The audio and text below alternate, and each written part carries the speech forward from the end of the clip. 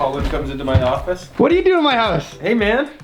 We got Josh, we got Samantha, we got Nick, all people previously on the vlog, but today only Josh is coming fishing. Yeah, we're leaving everybody else behind. Sam caught her big walleye. She's still recovering from her sickness. Nick is editing the vlogs for you guys. Yeah. And we're ready to go now? Yeah. Good. All right, well, we're documenting. We're rolling. Okay, so what we're doing today, and this is a video I've wanted to do for a while, is we are exploring the ice roads of Kenora. There's a maze of ice roads that go all the way down to the States, actually, and different access points. There's access points on the west end, there's access points by Sioux Narrows, and I'm not sure how they all connect. Today, we're gonna see how far we can get, and we're gonna hopefully get into some perch, some walleye, maybe some pike. Who knows? We're just going for the full. Literally anything that bites, we're going for it. Anything. We're not fussy. So I posted an Insta story a couple weeks back, and Sam was driving the car and we drove onto the ice road, drove off just to check how it was. And I had my seatbelt on, and a lot of people called me out on it. You always want to take your seatbelt off when you're on the ice road. Yes, there's tons of ice. There's probably 3 feet of ice, and where they clear this with their plow trucks, there is even more ice. But what I do is I take my seatbelt and I plug it in behind myself. So if we go down by some chance, then one less thing to worry about. Some people will roll the windows down so you can make a quick escape. We're not thinking that's gonna happen today, but it's nice to plan for that. Josh, take a look at this ice road up here. This is how many lanes wide? A million? It's massive, it's a highway. 12 and there's a car. I am going to use my trusty Navionics app. I'm not gonna use it while I'm driving because that would be very dangerous and distracted. But look at this. The cool thing about ice roads is that car right there. People can go ice fishing all over Lake of the Woods with cars, with minivans, and that's the cool thing about ice fishing is it opens so many opportunities for people to fish areas that they can't fish unless they own a boat or different things. So ice fishing's cool because it kind of levels the playing field with everybody. You don't need a snowmobile. You can drive, like I said, all the way down to the States. Today we're ripping down and we're gonna fish as many spots as possible and see what we can find with Josh Mcfaddin. He likes to cook. Oh, he likes to cook! Yes! Oh, I just dropped my phone. No! So this is actually super cool. We came to a spot on the road here where, if you can see behind me right now, that ice is actually cracking pretty good when those trucks go by. But we're just kind of going off the lake and into the bush. So obviously this looks like a cool spot to drone. So we're putting the drone up and catching ourselves going through this little spot back here. So I'd like to take a moment to announce that this video is the official launch of Josh's Instagram page. No, not Instagram, YouTube. Josh has been on Instagram. No, I'm getting on Instagram. First time ever on Instagram. Josh just hit 10 grand on Instagram, so. It's a big deal. The contracts are rolling in. All right, we're gonna take a little spin. The drone is going up. Jay's letting me drive his truck. This is the first time I've ever driven before, so this is super exciting for me.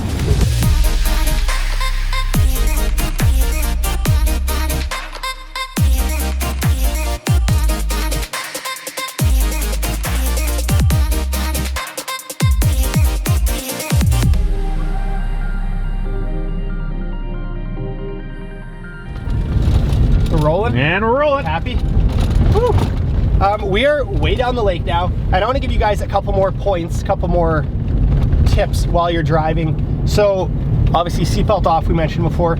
Secondly, and this is just a common driving thing, but don't drive fast because there's a couple things.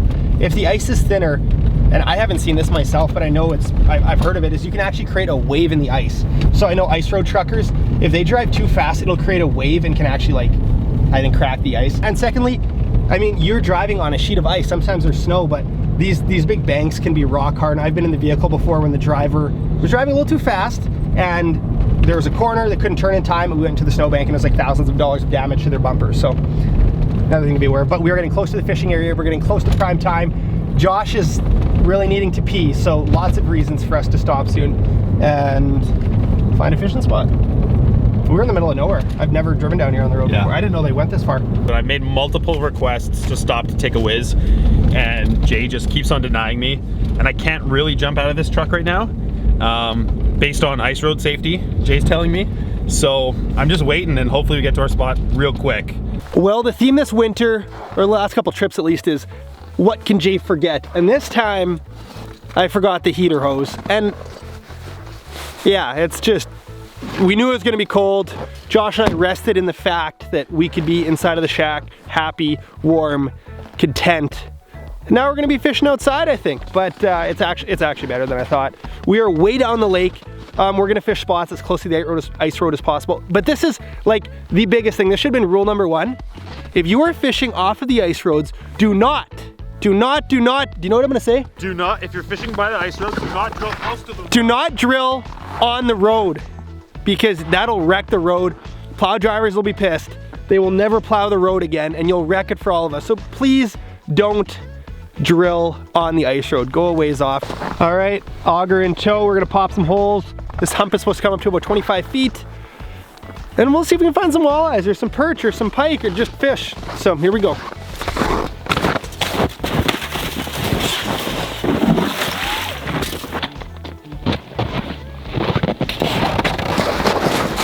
Holes are drilled. We're gonna check depth. I wanna fish like 25 feet, maybe. Want to eat some walleyes, so. Right guys, so we found the hump, 27 feet. We're gonna kind of fish all around it, fish on the top. That's good. Sometimes you gotta fish a little deeper in the middle of the day, and then they'll come up to the top in the evening time. But never fished this spot before. We're exploring the ice roads of Lake of the Woods, and even just getting down here was a lot of fun. I know it's so cliche, it was the adventure, right? But it was. We made wrong turns, went over land, made more wrong turns, showed up at cabins, but here we are. Gonna catch some fish. So, just to jog your memory about Josh, if you don't remember him from the Lions Lake video, he's the guy that lost that really big brook trout. Maybe? We got flasher cam rolling, which I know you peeps at home always ask me for, so we're doing it. Flasher cam, GoPro, Josh Mcfaddin, all the favorites. It's cold, folks, it's cold. Josh forgot the propane hose. Title of the video, we forgot the most important thing. It's a weird move. Oh, all right, heading to spot number 2. We did not mark a single fish, but we're gonna keep cruising. But I don't know if Jay mentioned this, but Jay forgot the hose for the heater. That's up for debate. It was in a bucket sitting on his front Pick a spot, step. pick a spot, pick a spot. Okay, we're gonna pick a spot. Okay. All right, spot number 2. Spot numero 2. 5 minutes later. Yeah, we didn't find what we were looking for there. We didn't even actually drop a line. It was too steep of a break. We're going to spot number 3, and something to keep in mind is we could fish all these spots again at prime time and they might all have fish, but we can't fish all of them at once, unfortunately. There's only 2 of us, and we do want to fish together. So we're gonna keep cruising. We're working our way back towards town now.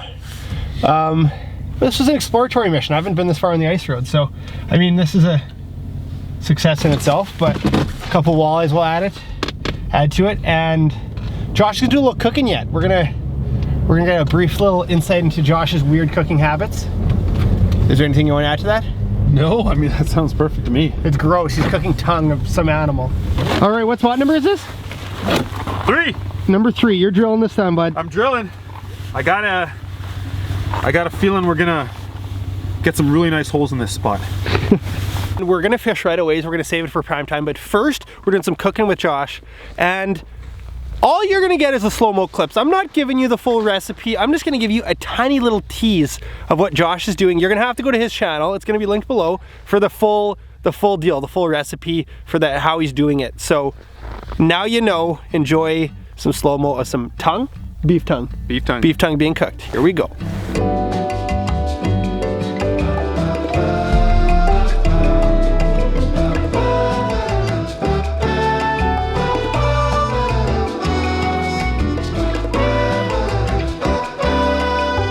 He likes to cook! Yes!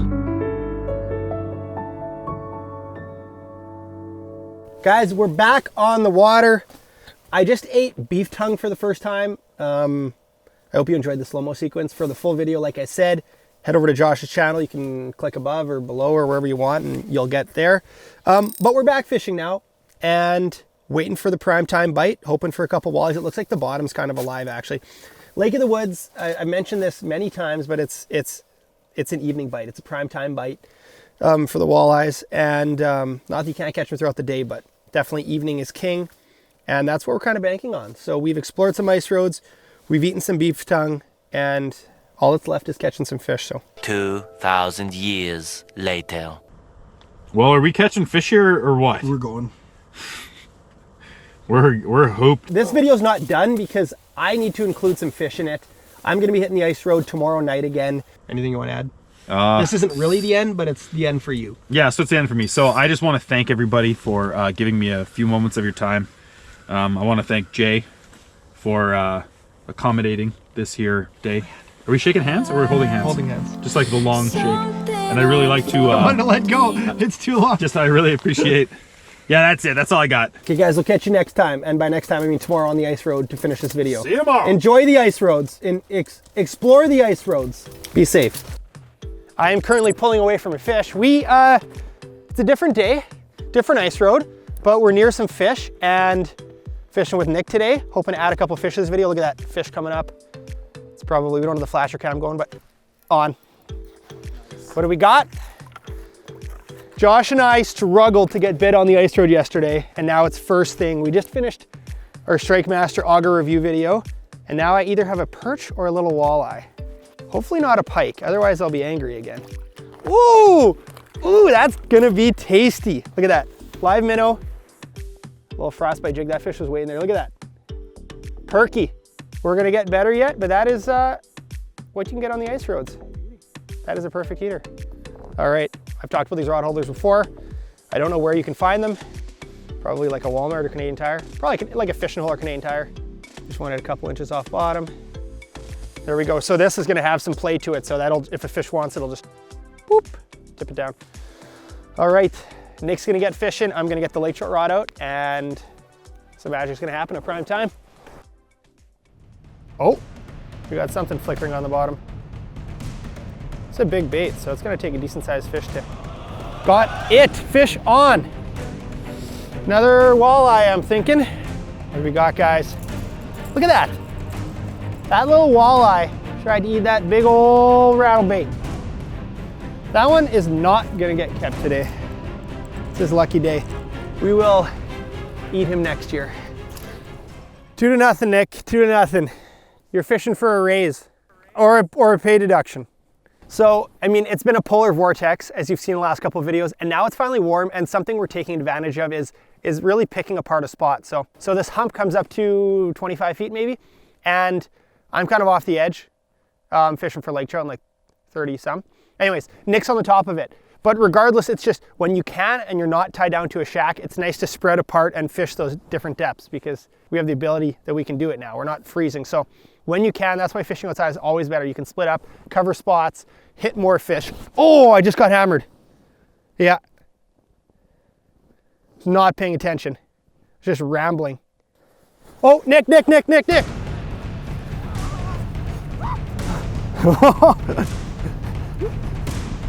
got it? Real. I think it's small.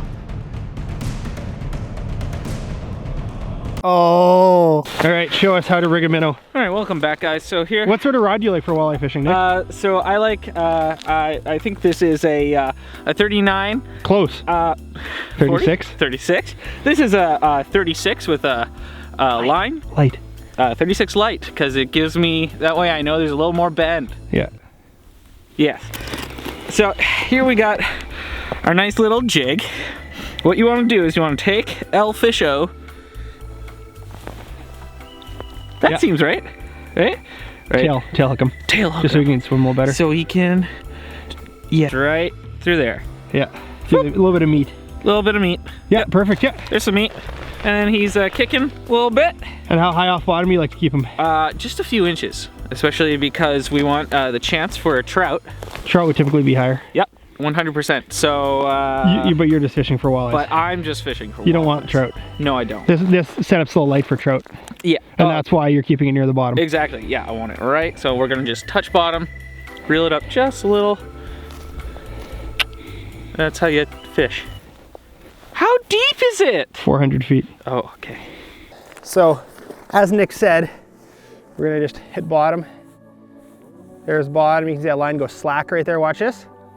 Line goes slack, this is what you do without a flash. This is what people used to do when they went fishing.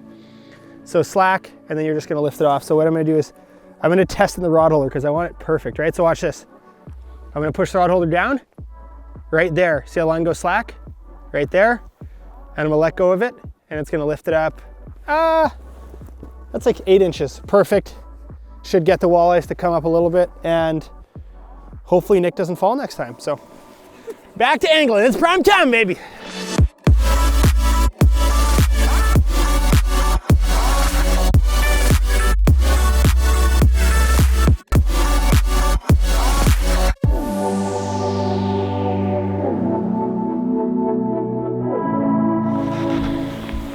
All right, Nick, we're calling it.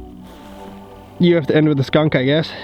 Okay, that's not my fault. You put me on the side of the lake where there weren't any fish. Not true, not true. I tried my best. Thoughts on the ice road? This was your first ice road experience. Yeah, this is my first ice road experience. Although a lack of fish for myself, being able to like drive out on a huge lake like in a truck and then just walk a little while and start drilling is just so cool. You can go anywhere. It scared me a little bit, and you were like, just in case we fall through the ice, make sure you're, you know, able to get out of the car. Take your seatbelt off. It's like, ugh, but it's pretty cool. Yeah, ice fishing kind of levels the playing ground, and with ice roads, you can get anywhere in your car. You can go out and do it. You don't need a bunch of gear. Anyways, we're ending it. I'm taking off for my honeymoon in a couple days. I'm going to South Africa. By the time this airs, I might be back if I survive the sharks and the safari. Anyways, thank you guys for following along. And I want to point out one last thing. Look at how pale his skin looks with that orange toque. Oh man. Anything else? Nothing else? You good? We need to bring you outside more often. He's good. He's healthy. You're the worst.